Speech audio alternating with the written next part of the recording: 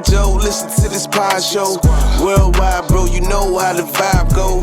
Facts and law, we give it to you real and raw. Facts and law, yeah, we give it to you real and raw. Real and raw, real and raw. Yo, Facts and Law, we back with another one. We in a new location. Yeah, we a new to some, old to some. Yo, it's one of my favorite places though. Yeah, you know what I'm saying? We had to, had to move on to one of our old home studios. Shout out to Music Garage. Calling a Justin Fields, calling an Audible. We do what we do. You know what I'm saying? We do this. How you doing, bro? I'm good, bro. You know what I'm saying? What's up, Raspy? You a little, you know what I'm saying? Y'all, listen, I don't know exactly when y'all seeing this, but this is right after the big fight. Tank Davis and Ryan Garcia. Yeah, you had an opportunity to go out there, huh? Yeah. He ain't got no voice now. You see, he knew he had to work, y'all. We rooting for that boy Tank. Yeah. Are you a boxing fan? Yes. Oh, okay. Yes. Love it. It's kind of a requirement to hang around me because I'm gonna talk about boxing every day, all day. That boxing. We gonna talk that noise. You a boxing fan? No, not to follow it like you would. Okay, but, okay. My father casual. used to box.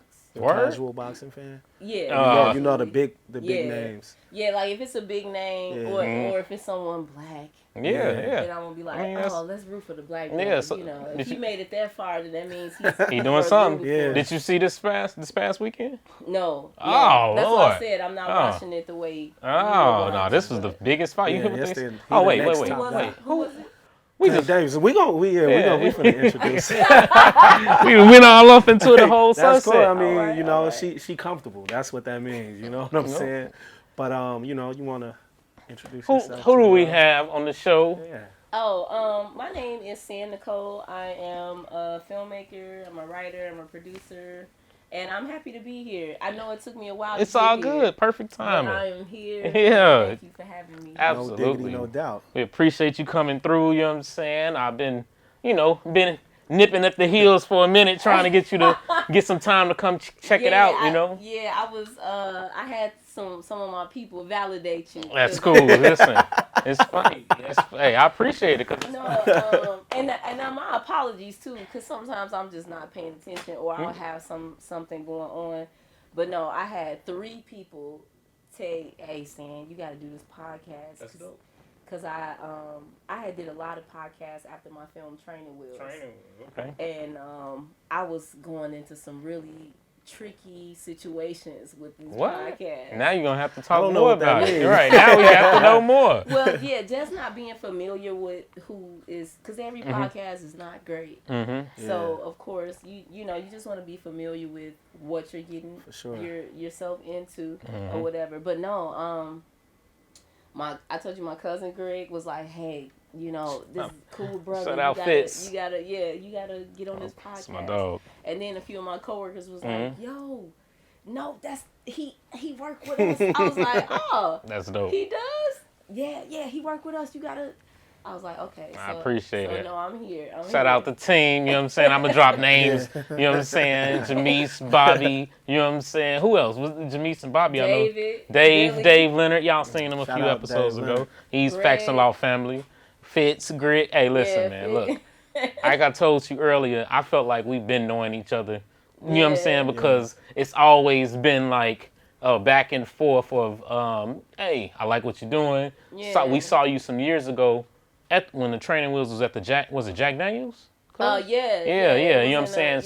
And Greg, I don't think Greg made it to that, right? No, he didn't make it that night. But I remember introducing myself to you, and I was like, Greg's my homie. Like, you know what I'm saying? He'd been telling me about you. And so it was a good opportunity for us to, at least meet. I know me and the whole team. Shout out Tay, Breezy Films was there. Celeste Burton was there. Who else?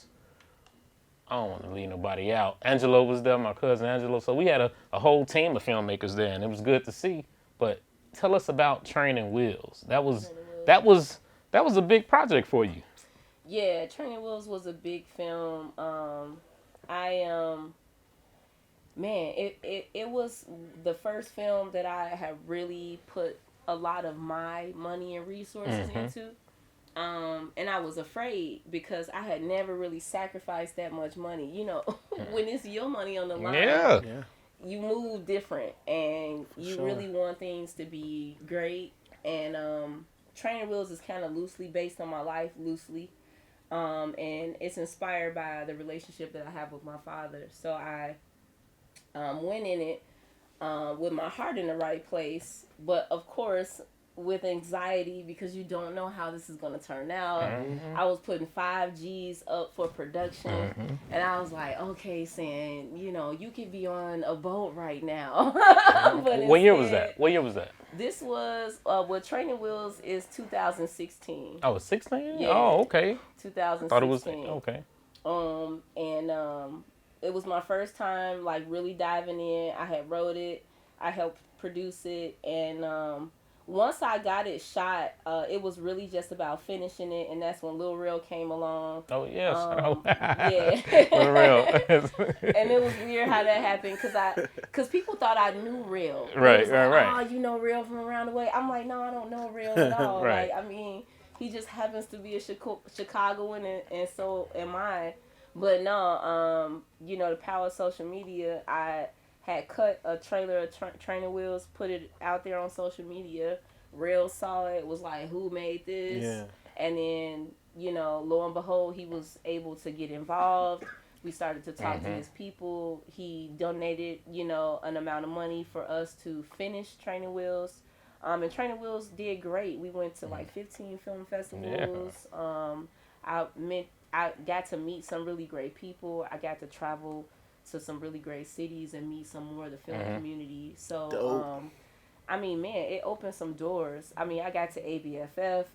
Every filmmaker. Were you down there for black. ABFF as well? Yeah, that's dope. See, I'm telling y'all, that's like where you trying to go. You know what I'm saying? And you know what? I gotta stop being a hater because I used to hate, not on ABFF, but I would hear so many people talk about ABFF.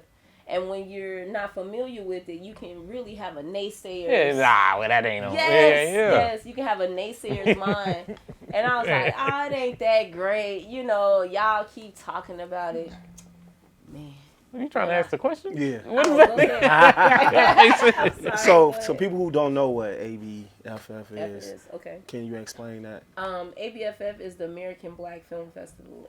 It's one of the biggest film festivals amongst African American people that are in filmmaking, and it's really a great place to network, to build relationship, to learn about the film community, as well as look at all of the incredible art that's being made by artists all over the world that happen to be black, that are in this industry. It was at Miami, was it? It was in Miami at that time. It bounces back and forth from Miami and New York. But man, I mean, some of the talent in ABFF is really mind-blowing. And like, you really, really humble. Like, I took a humble pill. I'm not even front. Like, I went and took a humble pill. Like, wow, like, people these doing filmmakers this, are really not playing games. Like, when they say they are like for the love of the craft and they are putting their best foot forward, they are.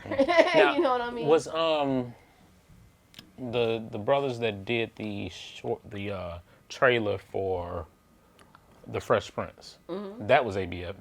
They put that in ABFF, didn't they? Well, yeah, it got some viral attention. It got some viral attention, of course, and then they started to seriously think about it being a model for a particular show. And whenever you have an idea that can be kind of capsuled into something that can be sold, they're gonna be all over it. So good. But ABFF is one of those places where you can potentially meet that person that can get you that deal, or you can meet that person that can get you some representation. It's just all about what your angle is at that particular time in filmmaking. But no, the experience I had there was amazing, and it was great to see other filmmakers that are taking the craft as seriously as you take it, because sometimes you can be at home and people not doing the things that they can do. Some people are cutting corners. You want to take the craft as seriously as you can, and when you're at places like that, you're really meeting movers and shakers, not just people that are talking about it. Doing, I bet it was motivating. Oh, of course. Yeah, because it's like you can't do that, see what's going on, and come back home half and stepping. then there's no velvet rope, you know. So like, you're in the room with people, that you see on TV. Like, oh man, you know, and I'm not really terribly starstruck. You're around that all the time anyway. But it feels good to see, you know, those people that you see on TV, and you're like, wow. Like, you know. But what are you doing? Like, so we know you're a director. Yeah. But what about is that your sole job or?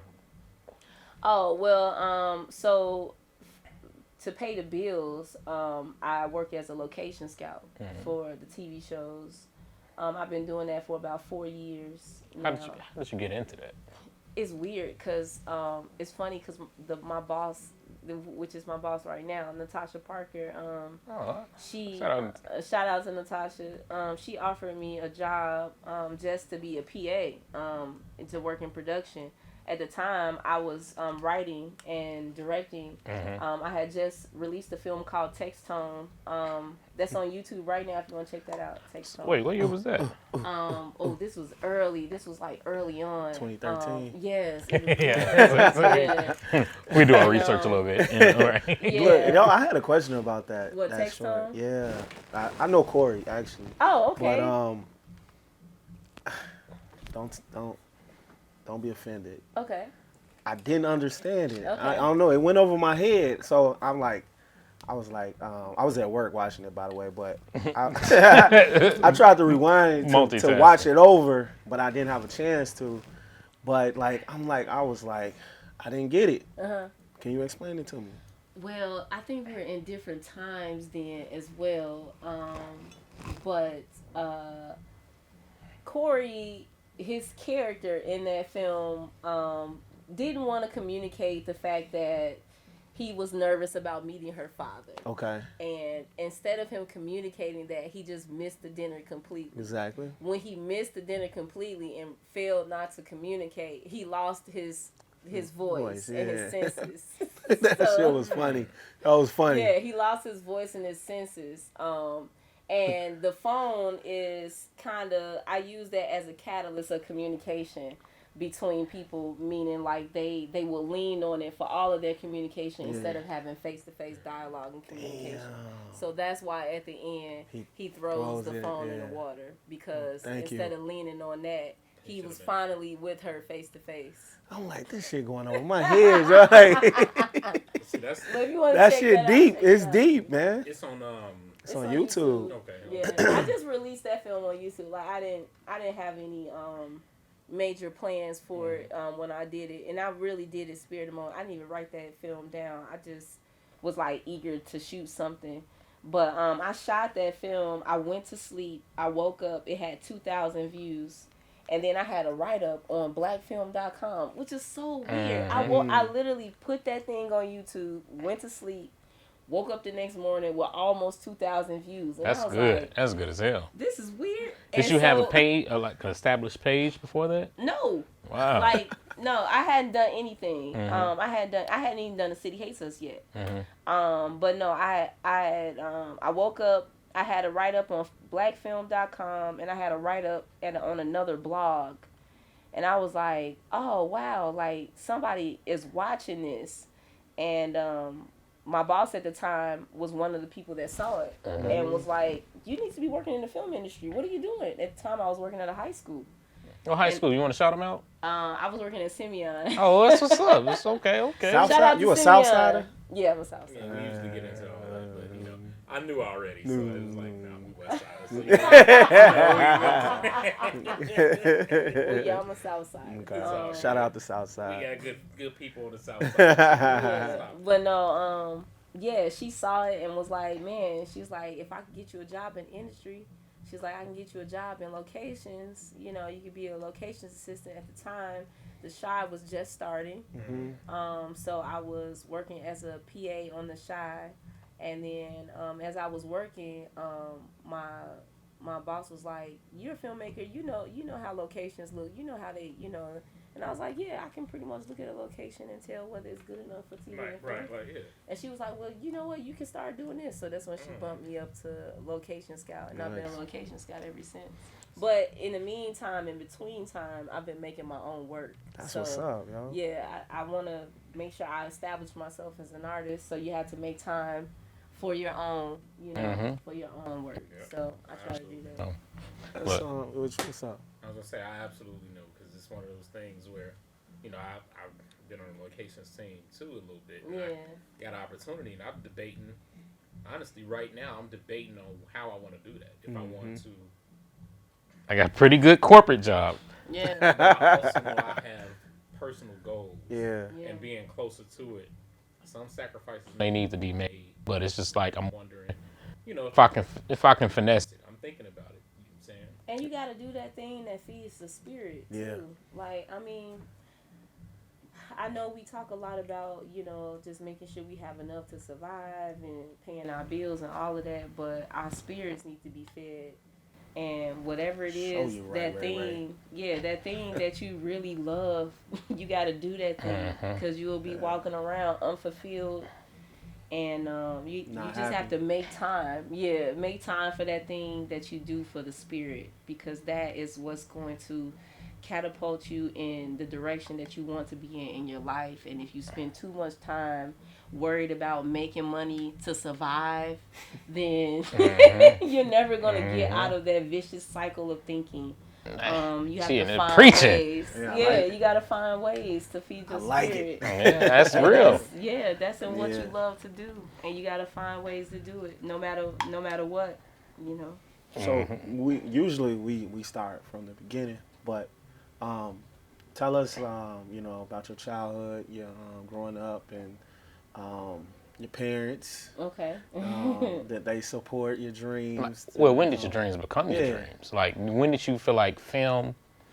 Start at the beginning, and then when film was this is it. I was born on the south side of Chicago. Okay, 79th and Champlain is okay. Is my childhood address. Yeah.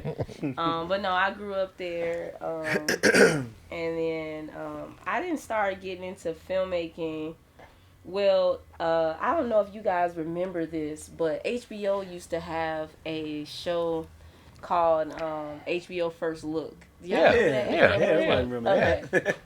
So I remember I used to be just a TV head in general. I would come home from school, first thing I do, turn on TV.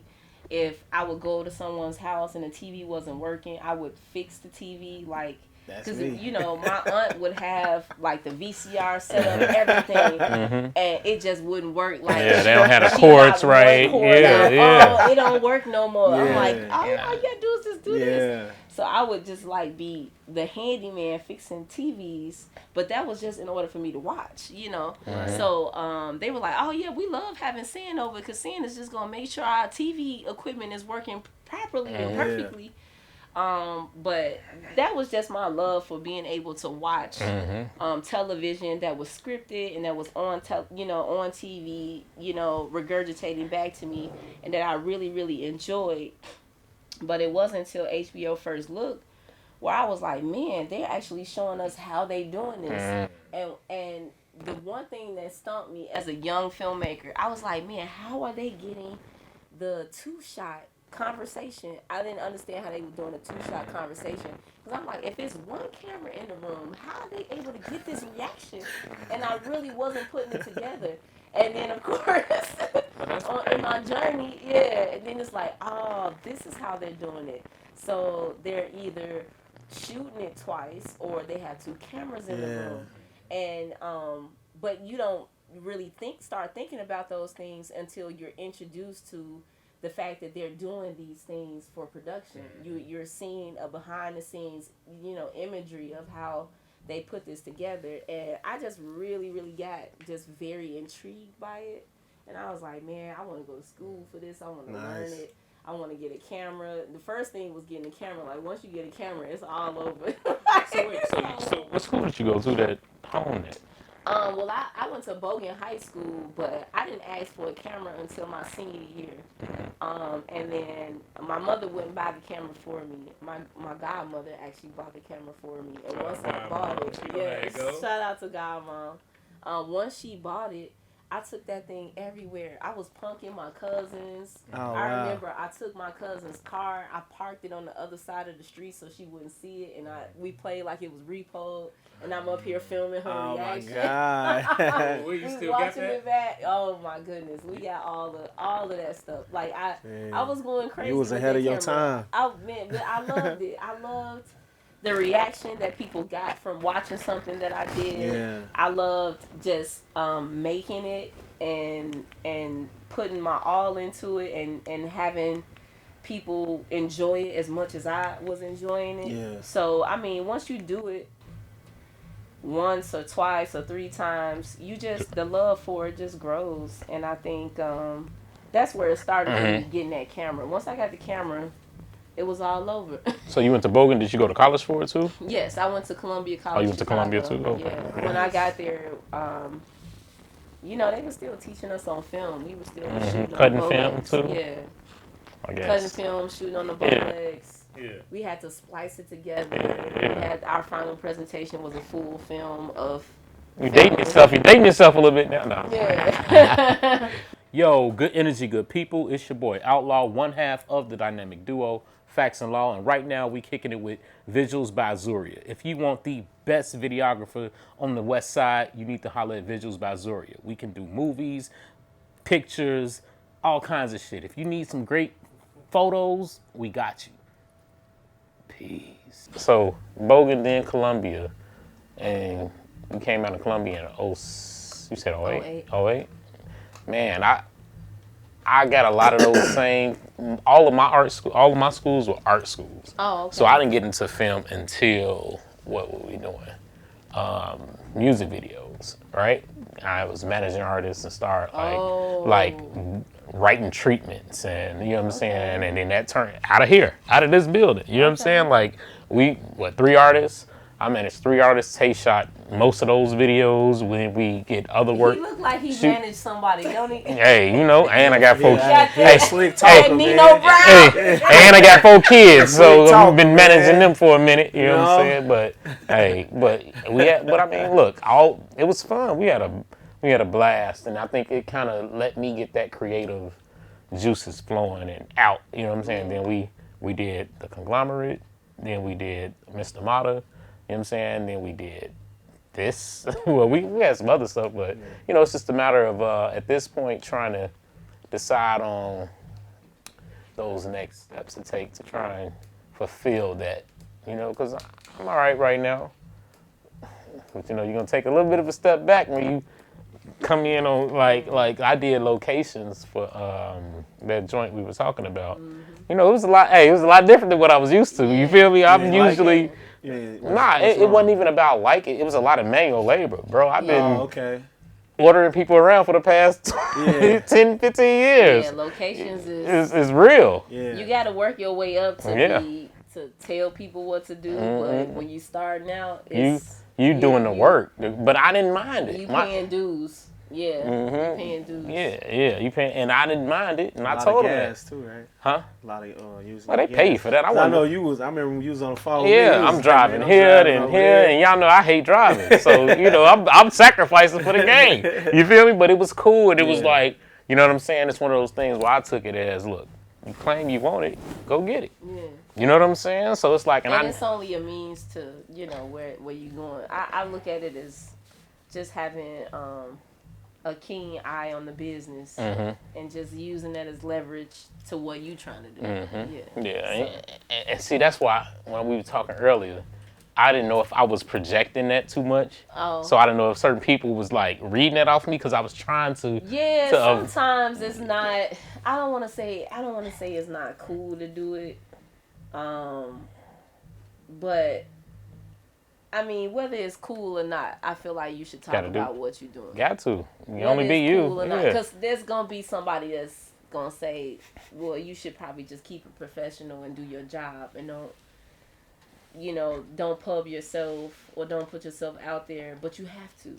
I mean, if you don't, who's gonna do it? And and then if you don't, who gonna back you up when they say, "Hey, Sam, you need to come on this show"? You feel me? If you don't get them, let people know it's real. You know what I'm saying? I appreciate y'all for that too. Because it's gonna be one person that's like, that may not be professional. But then the go-getter in you is going to be like, so what if it's not professional? I need to make it, or I need to make sure that the right eyes see this project. Hey, I'm going to push it regardless. What we tell them, you going to get this work. If you in the same place that you started, if you in the same place that you started, why not? Why not go for it, you know?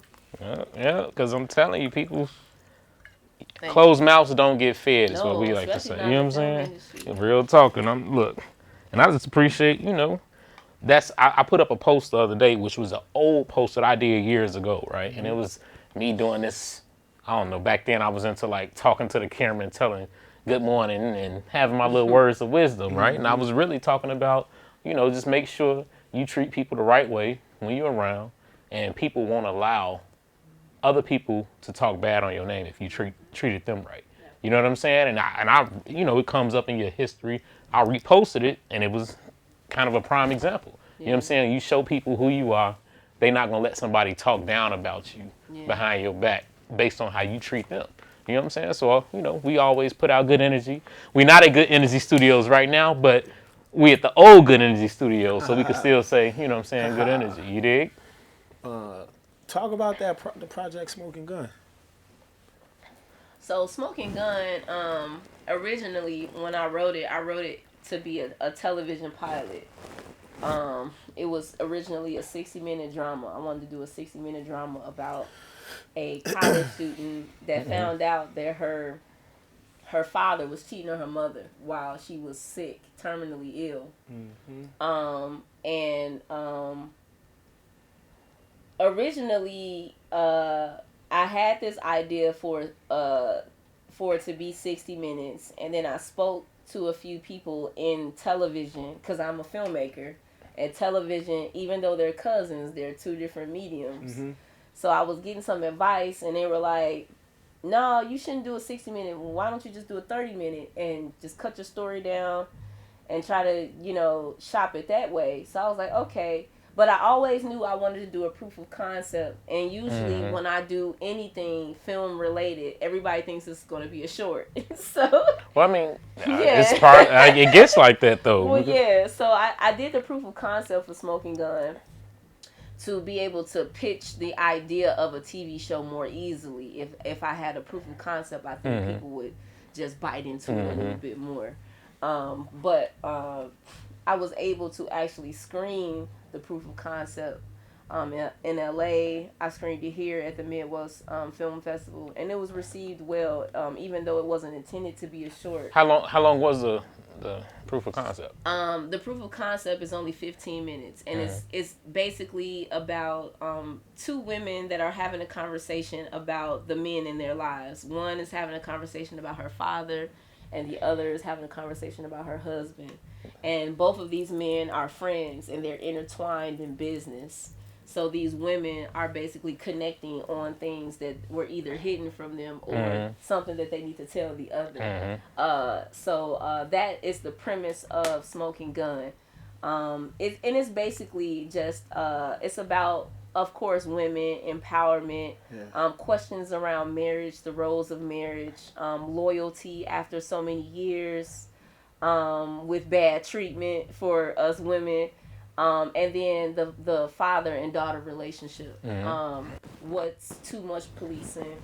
You know, when do we let our adult daughters be adults? When do we, you know, take off that handcuff? Yeah. Well, I want to use the most loving words. I mean, listen, we get it. I get it. Listen, I have a 21-year-old right now. Yeah, that chain of care, because it is care. You know what I mean? But it can be robust when you're growing up into being an adult, and you know it has to be a balance. So it questions all of those things within this 15 minutes, and but I got my fingers crossed with Smoking Gun, because right now we're shopping it, prepping it to be presented to some studios. So y'all send prayer for me. Yeah, I seen the trailer. Oh, thank you. It's on Amazon right now, right? I'm trying to. Well, no, it's not on Amazon. The trailer is out there though. Yeah. But my 2 films that are on Amazon is Side Effects and Training Wheels. Okay. Yeah. So I'm anxious. I want to see that because it looked interesting. That's the one with 2 women sitting there. And the hat and the rest of the cafe or something. Yeah, and her husband's a judge, right? Yes. Yeah. Okay. Yes. Like, shout out to Brittany Cobb and Shariba Rivers for my 2 just phenomenal actresses that came and killed those roles. Yeah. I get it everywhere I go, everywhere I screen Smoking Gun. They always ask me about the actresses, so shout out to them. Thank you for being a part. I'm anxious to see that. You know what I'm saying? That's something that I'm interested in because I remember seeing that was that your next project? Your next project after Training Wheels? Yeah. See, because the pandemic happened. So we all had that nice, wonderful year-long break. Year and a half, something like that. Whatever it was, that weird time where 2 years felt like one. And I honestly had the time to write, because that's another thing, trying to find time to write.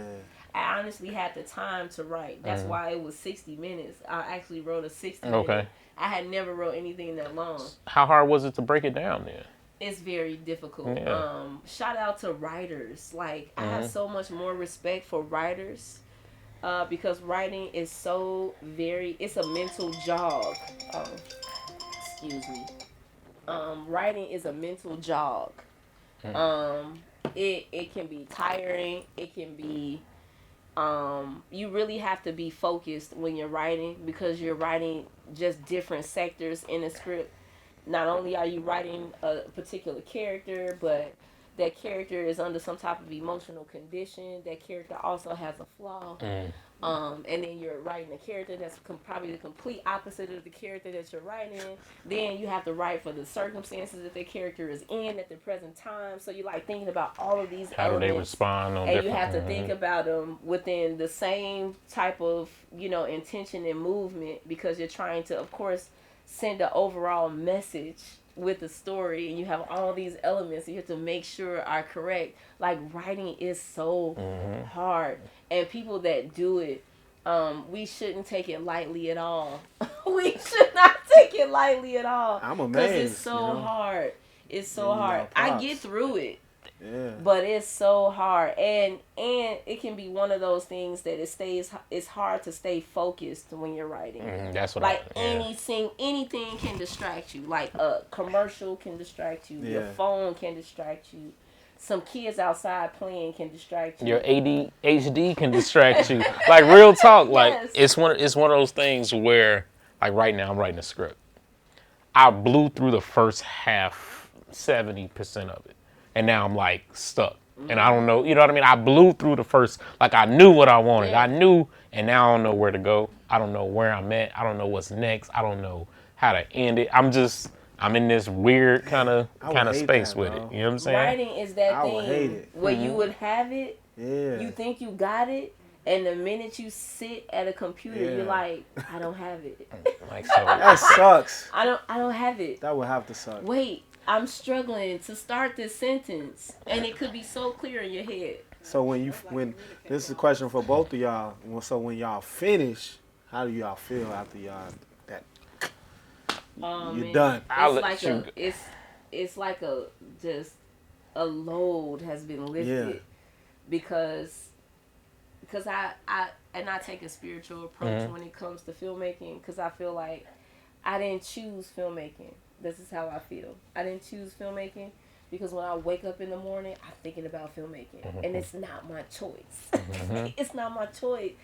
I asked the Lord. I said, Lord, it's not my choice to think about this every morning, but it's on my mind every morning. So this is something that you gave to me. Okay, you gave it to me.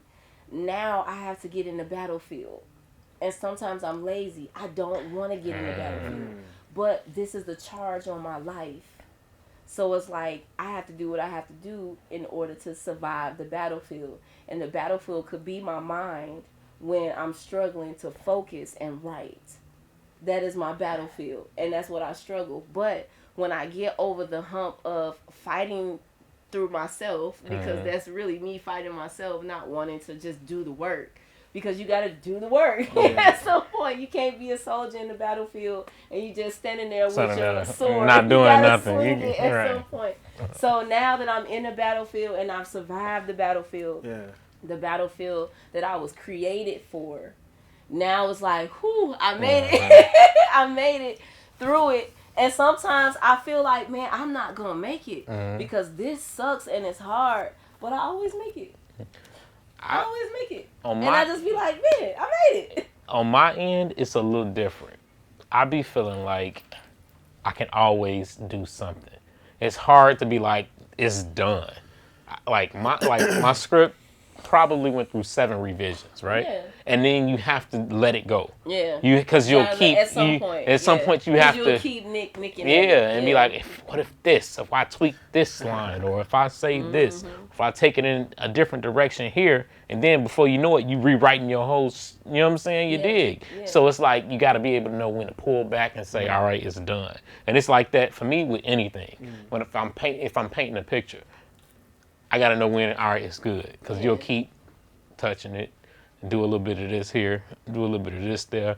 Before you know it, you're redoing everything. You know what I'm saying? And you got to know when to call it and say, all right, we good. Let's do the work. And then when you get to filming, you might change some stuff anyway once you get... It's just the work. It's the work part of it. Once you decide, you know what, I'm going to be still and do the work, it gets done. I don't know how. I can't tell you how.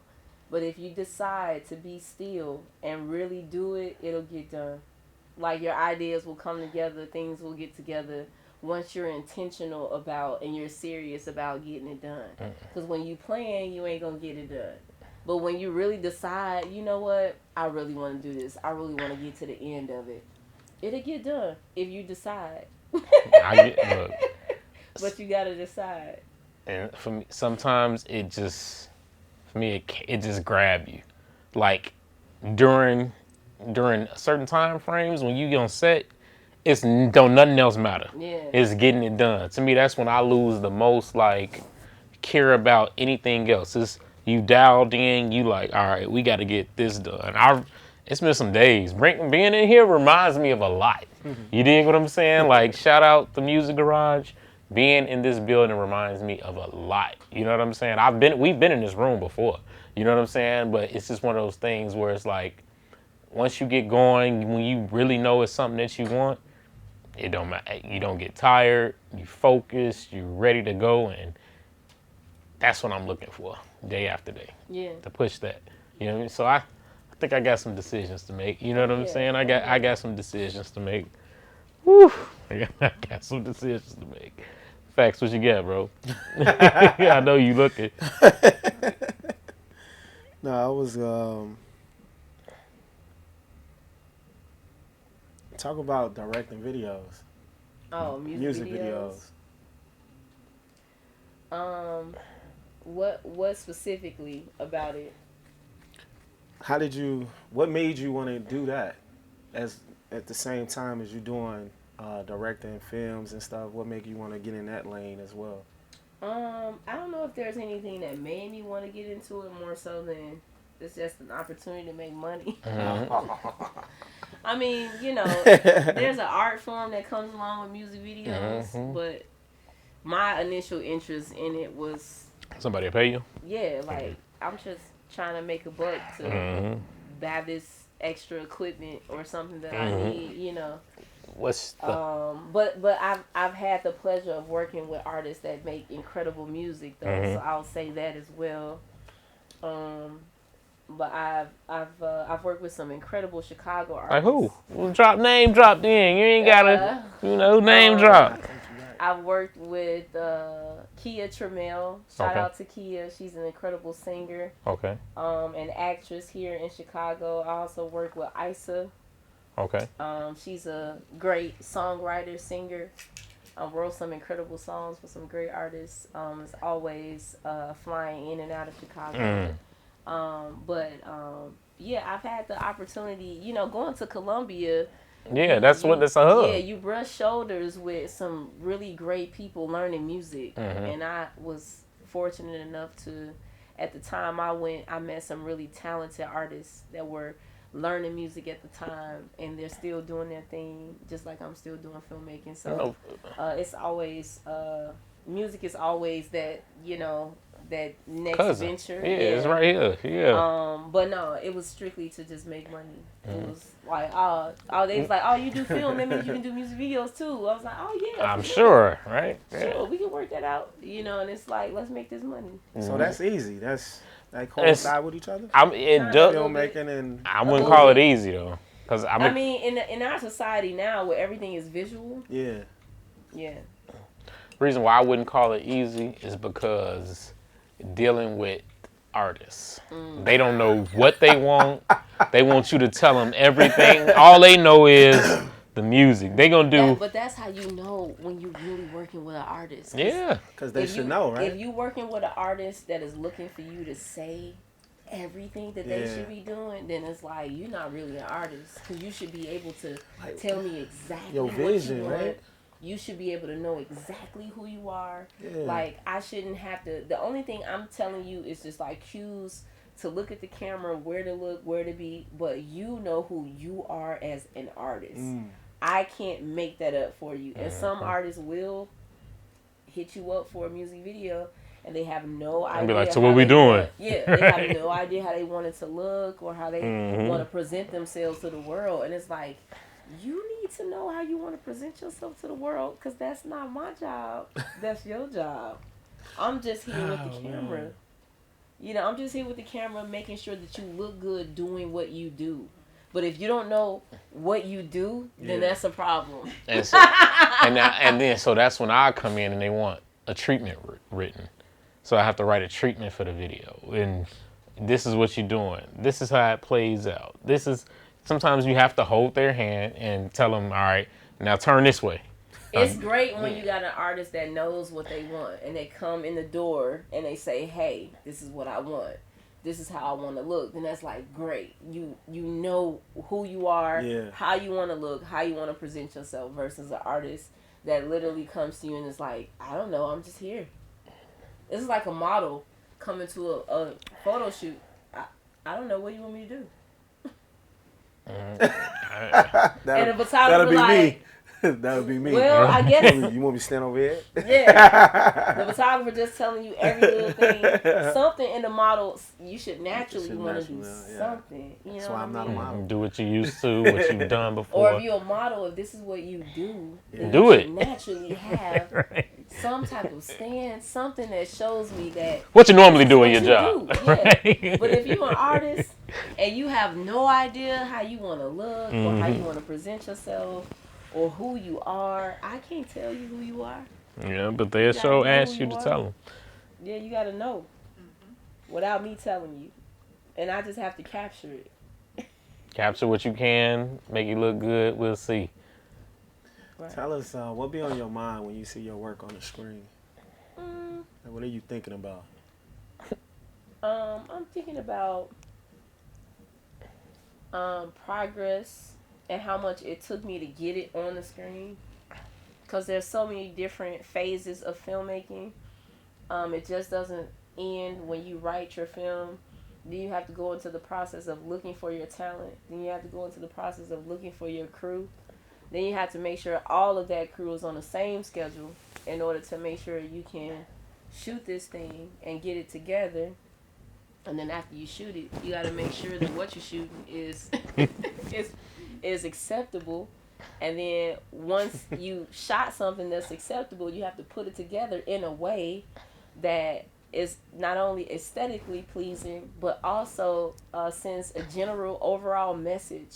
So whatever that story or that whatever you're trying to communicate, I would say.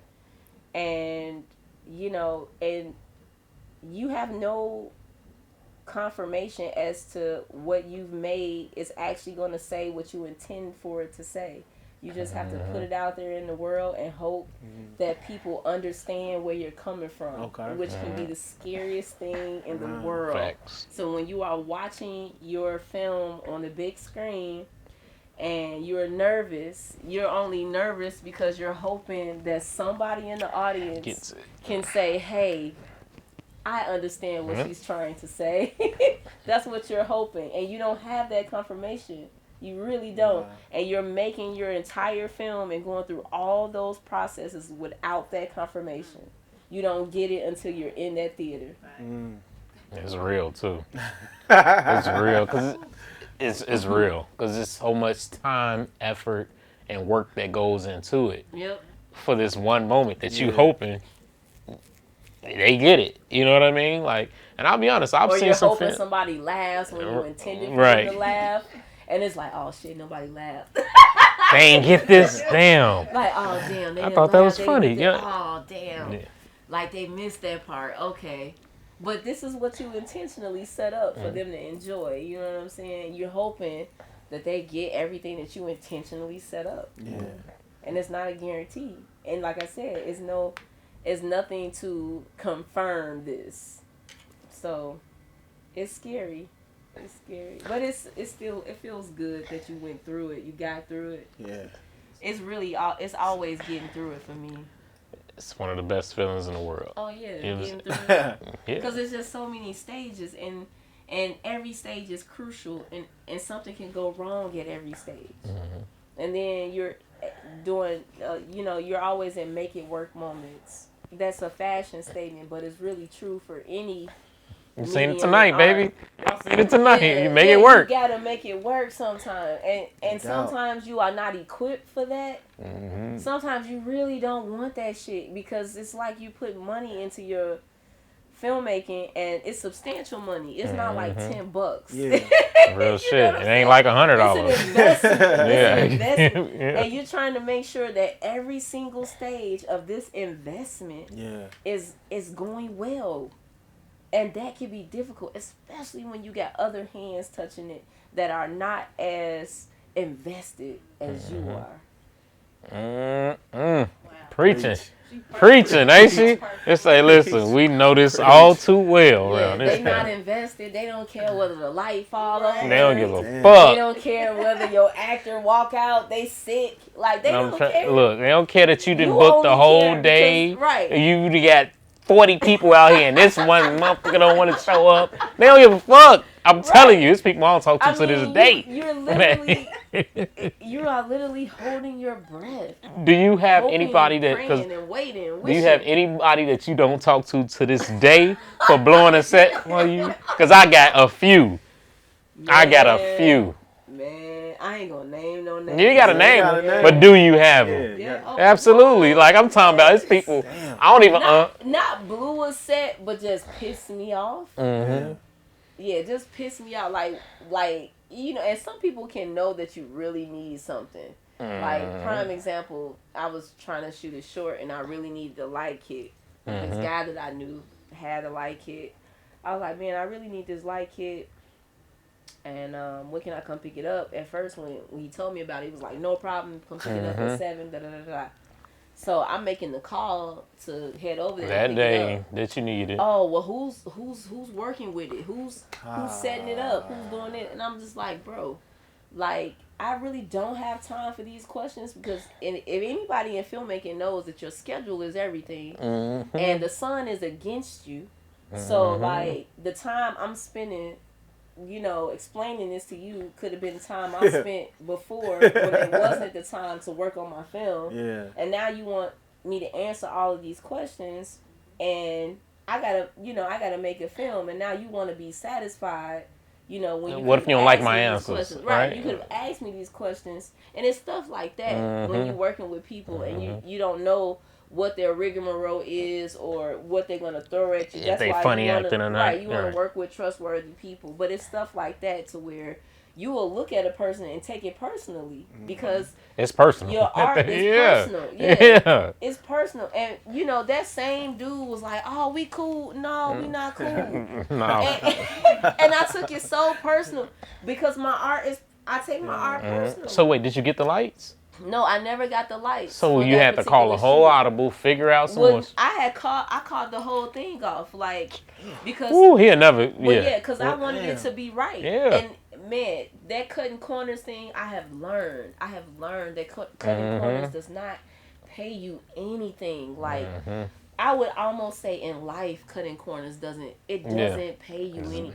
Like, even if you think that you've gotten over a step of something, it's an illusion. It's not even real. Like, even if you think you skipped a step, you really didn't skip a step, because you're going to learn it somewhere. It's going to come back one way or another.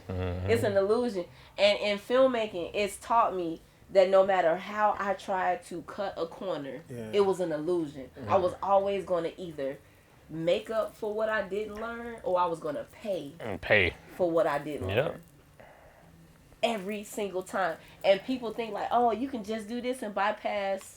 You can't. Yeah, it's a reason for everything. You can't.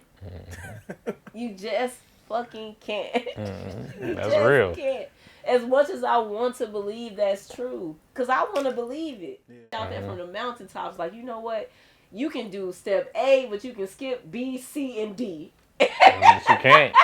But you can't. You got to do that shit. You got to, because if you don't do it, you're going to pay for it somewhere else. What I say, cuz? You can't fix it in post. You cannot fix it in post. I'm trying to tell you. As much as you want to. Yeah, people. Oh, we can just fix it in post. Nah. We in post like this all we got? Like, we ain't got nothing else? Like, so this is it. This all we got. You feel me? We know. I'm telling you. Exactly yeah. I'm trying to tell you. Wait, go back. I know we got another one. I know. We ain't shooting from this. Listen. Filmmaking is tough. Like, man, it's a beast. Like, it is a beast. People think filmmaking is just so simple. It's just so easy. All y'all doing this? No, it's a beast. Somebody gotta be crazy to believe that. Think that. Yeah, I love it. It's a lot, and it could be a lot on your mental if you don't have the right people around you. When you are working on film, it could do a number on your mental. You got to make sure that you are not only grounded in what you're doing, but diligent. Making sure that people around you are taking it as seriously as you are. Because it can get real bad when people are not taking it as seriously, especially when you put money in. Put money in, it's a whole nother ballgame. And somebody might end up with a kneecap broke. You know what I'm saying? Listen, I've been on some sets where we've rented generators, the trucks, the lights, this, that, and the other, and one person don't show up and kills the whole everything.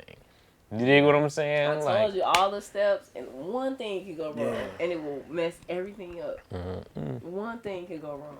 So you gotta make sure you are focused when you are working on film. And that you really want it. How do you handle criticism? I used to be really bad at handling criticism. It's an art. I've learned that it's an art to taking criticism. I used to be terrible at it. I used to feel like I knew everything. I don't know. I feel like everybody feels like they know everything at some point. Especially a director. But then you get to a point in your craft where you're like, I don't know everything. I don't know everything. And also, what I tell younger filmmakers, to make sure that when someone is critiquing their work, that person comes from a place of love, and then also that person can give you a good reason why they have this critique, a reason that can be interpreted without a great deal of thinking, because you can give criticism and give a reason why you're giving a certain level of criticism.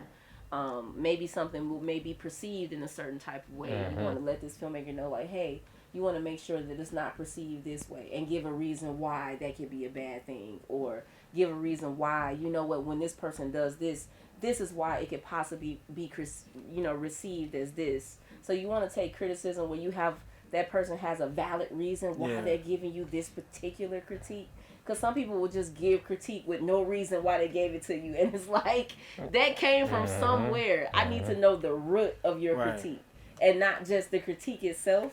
But, so I would say make sure that when you're asking for critique, ask it from someone that you trust and love, and then someone that will give you a loving critique back, but also give you a reason why they gave you that critique. So that made me ask, like, do it matter who it comes from? Which means Absolutely. Somebody that's in that field. You know? Yeah, absolutely. Like, so, like me, I've never did nothing with movies or anything, and I come and give you some critique on your film, and would you be looking at me like, yes, hey man, if you never, look, I can take. I feel like, you know, when someone gives you something, you can decide what percentage of it you want to take.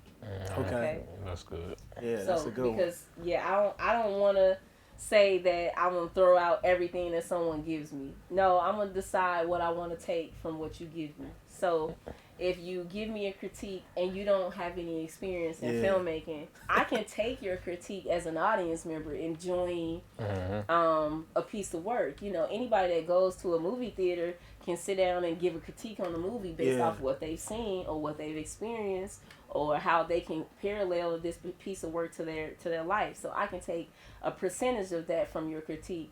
But then when you start going into how production goes and how this goes and that goes, then, I mean, that part of it, I'm going to probably put in the trash. I know you don't know nothing about that. And whatever you know, you're just making it up off the dome. You don't really know what really goes into this particular work. So I can't really take that, you know, critique. And I got to be smart, you know, with myself and know that, you know what, this person is not really doing what you're doing, and they wouldn't know, you know, the hardships that come along with taking this journey. And don't be offended by what they say, but just know that, and it's a level of understanding above this person's head. You're just doing this to protect yourself and that person, because you don't want that person to feel offended, but then you also know that I protect my own thoughts and feelings because I know this person is not knowledgeable enough to give me this critique. But I appreciate the fact that they noticed something that I've done, and I can walk away positively without saying, this motherfucker don't know what you're talking about. Right. One thing I found, most of the critiques that I've received as a filmmaker on, let's say, a particular film, right?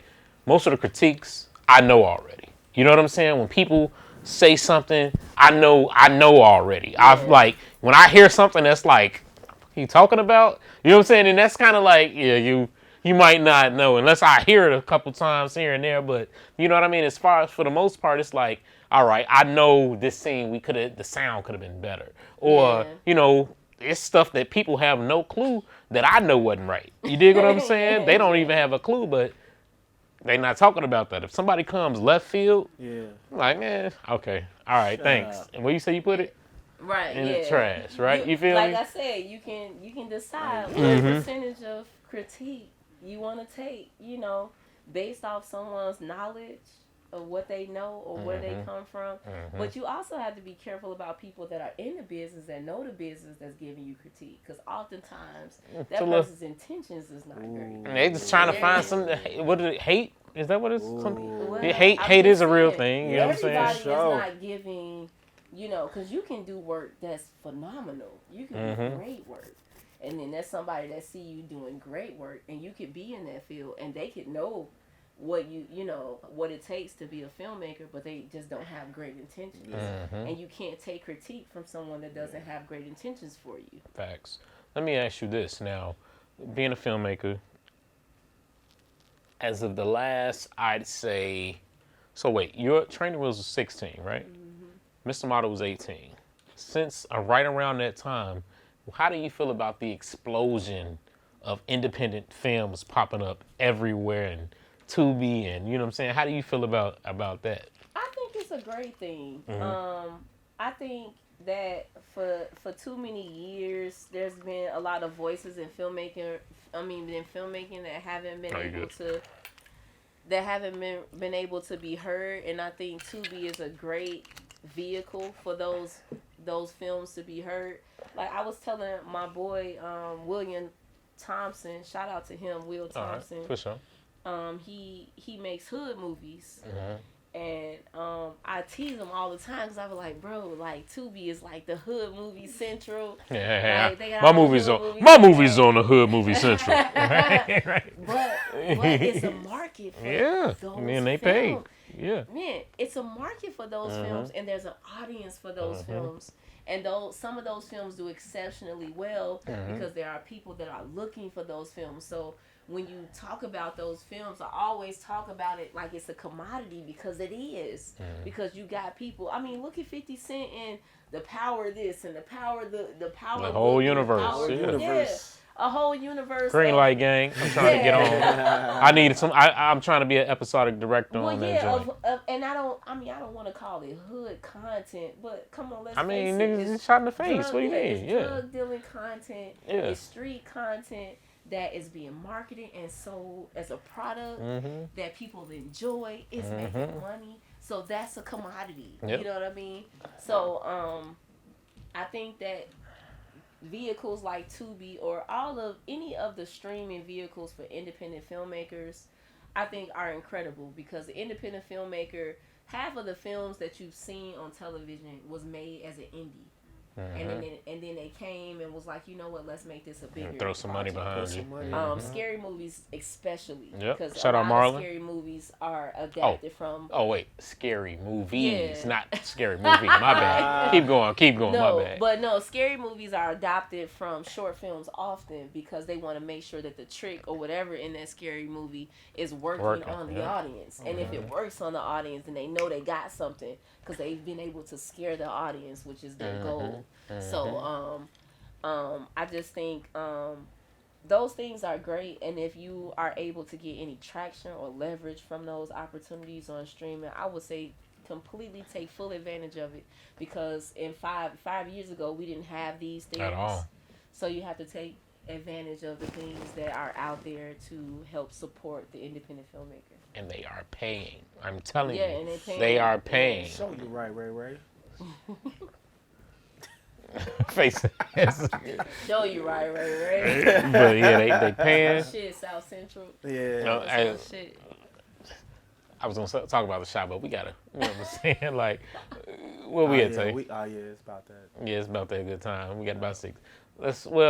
It has been, more than a pleasure. You know what I'm saying? Like I said, I felt like we've already known each other just because of it's been like 2 degrees of separation, if even that, maybe 1. You know what I'm saying?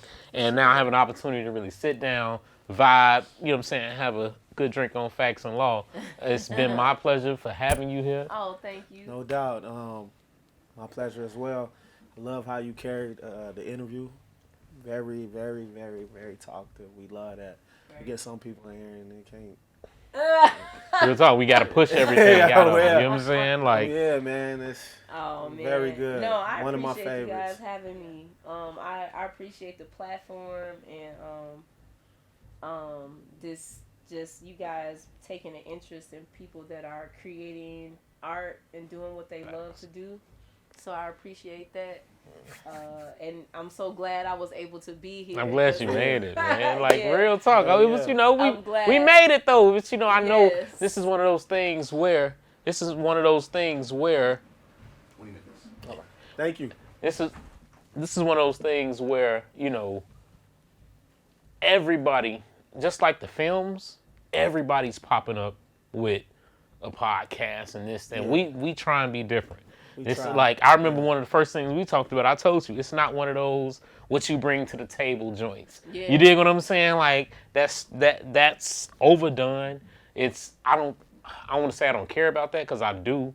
I want to talk about what our people in our city have going on and pushing forward. You know what I'm saying? And I think we did a real good job tonight. You dig what I'm saying? Yeah, I think so. Do they call you a genius? No. Because I see some of the work. I hate to keep going, but I just need to say this. Yeah. Your work is different, and it's like on some genius type shit. You know what I'm saying? You making people think. What was the name of the one with the little girl? She can hear people. Oh, Training Wheels. Training Wheels. Yeah, it's like, I'm like, what the hell? Like, what do you? That shit just. Remember that was loosely based on her life. So you be you be hearing? That's what you be hearing? So this is how I came with the premise for Training Wheels, real quick. So my father has had trouble with substance abuse. Okay. And man, if you've ever had a parent that has had any type of addiction, like you can see your parent in lights that you never ever thought in a million years you would see your parent. Like just things just unbelievable. You're like, wow, like you're doing that, okay. Like you're just trying to process it because you just cannot see this person. You see this person in one way, and when they show you another thing, your brain really struggles to process it. But one time my father had this episode where he was on his substance and he was in the car driving down my mother's block with the car door open, driver's side open, his arm and his leg out of the car, and the car was just rolling down the street. So we literally have to run up to the car, stop the car, get my father out of the car. My father is not walking. We literally have to like carry him to the house, and like all of this is going on. And so I was like, I couldn't ask my father any questions because he's inebriated, so he can't say anything back to me. But the only thing I can think was, what the hell was you thinking? Driving down the damn street with the door open, your arm out the door, like what was you thinking? And that's how I came up with the concept of Training Wheels, because I have a little girl that wants to know what her father is thinking, but she can read minds. Yeah. That's real, y'all. Listen. Where can people go and watch Training Wheels? They can go and watch Training Wheels on Amazon Prime, and you can also watch Training Wheels on the Kevin on Stage app. Shout out to Kevin Fredericks, Kev on Stage, the Fredericks family. They have also been great contributors to my artistic endeavors. So a big shout out to them. Rest in peace, Jason Fredericks. Oh wow. He was a big supporter of Smoking Gun. Okay. And as we continue with that project, can't wait for that one. We want to continue to lift up his name. And he was a great artist, a very, very great friend of mine. So shout out to the Fredericks. For sure. We love you guys. And I'll everybody that supported the films, you can find Training Wheels on Amazon Prime. You can find Side Effects on Amazon Prime, as well as the Kevin on Stage app. Side Effects is on there, as well as Training Wheels. Training Wheels is featuring Kevin's son, Josiah Fredericks. Oh, he's okay. Yeah, is he from here, Kev? No. I believe they have some family here, but no, he's not from here. Okay. You did. But no, shout out to them, and shout out to my cast and crew, all of my actors that worked on those incredible films. The mailman, shout out our brother Dave. Dave Leonard. You shout dig. out to you, Dave. Yeah. But no, it's been an incredible journey being a filmmaker, and I've enjoyed all of the work. As hard and challenging as it is. That's the fun. I've enjoyed it. And I hope that we can continue to get through our projects. Listen. Because we're going to have a project coming up together. Listen, I like to reach out to all my people because I'm planning and plotting on something that I want.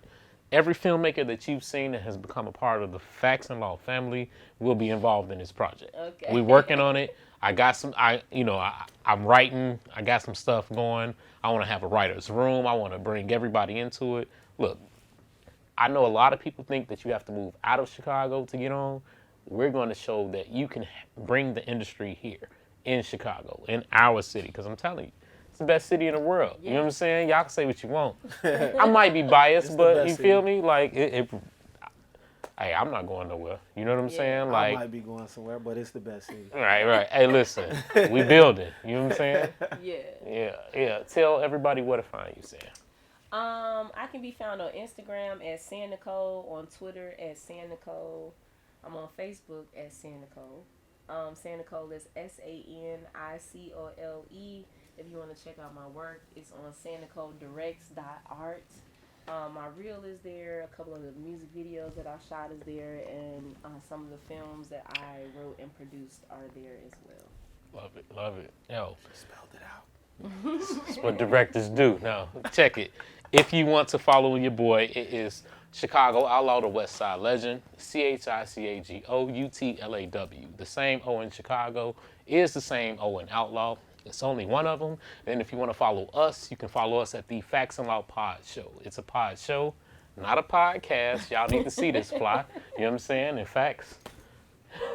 He's right. Y'all follow me on Instagram. I am Superfacts. That's IAM. Oh, he spelled it. He don't spell it. FACTF. I always tell him. People might mess it up. You gotta make sure you know. Yeah, boy, I passed my I won my spelling bee in 3rd grade. You did. So make sure y'all like this episode, share the content, leave a comment, good or bad. Critique us. Critique you know what I'm saying? Hey, and let me say this one more time. I might say this every single time. You gotta have organic followers. Yeah. You gotta have organic subscribers. Yeah. We don't want to see that paid for us. Real talk. It's pretty annoying, fellas. You know what I'm saying? We ain't paying to play. You feel me? It's organic all only. Organic over here. Yep. And just like the last one, life is good. I'm trying to tell you. We're going to catch y'all on the next one. You dig. Peace. Peace. Yeah.